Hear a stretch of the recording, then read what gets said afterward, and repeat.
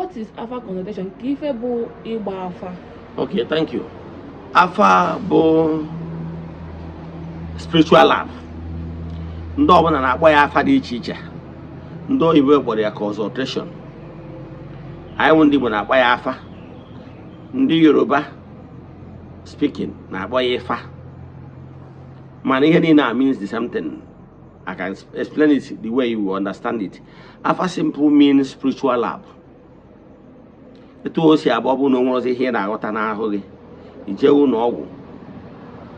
Enwere ihe si n'arụ gị, your energy, like your blood, your urine, whatever see from you, na carry your energy.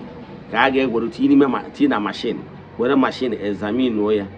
Wee kwuo na ị nwere nke a ma ọ bụ nke ọzọ, kwuo ihe bụ nsogbu gị. Etu a ka ọ dị n'afa. Gịnị bụ afa? Afa bụ etu a ị nwere ike, enwere so many ways eji agba afa. Afa bụ enwere ike ibezie n'afa hazi. Iwelu energy onye mana ịbịa n'afa enwere ike mmadụ nwere ike ndị nwere ike ijide horn ụfọdụ ejide ọfọ. Onye gosi ubiti ya aka. Ibitu ya aka, ọsọ gbaa afa gị na onye ebe ewu. Ọ dị very important. Maka achọ ije wee connect to your root. O mesịa ya ikwusi okwu ọsọ hapụ ya. O were aida horn ahụ oji ma ọ bụ na ofe ahụ oji. O were kụọ n'afịa. Ọ chọrọ ka ọ dọrọ ya energy tinye n'afịa. Ka afọ a ka o were connect ya. Because ọ chọrọ iwere ihe dị n'arụ gị. Ọ chọrọ energy gị ka ọ chọrọ connect. O werezie energy gị ahụ tinye n'afa. Ka afọ a wee si n'energy gị ahụ wee kwuo ihe gbasara gị, ihe a ga-eme n'ebe nsogbu si abịa. So ifo na ihe niile bụ ofu.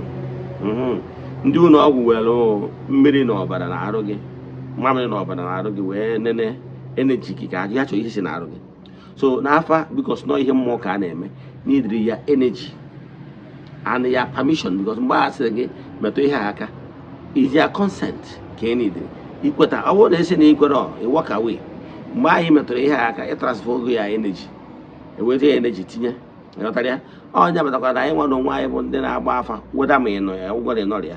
Ọ bụgoro onye adịghị ekwu okwu ogbi, ọ batara na nke m nwere ihe afa nye o metụghị anya ya aka, o nwere ike ọ mara akpa afọ ya, m na-agbara ya afa ya because of aka ahụ o metụgoro ya.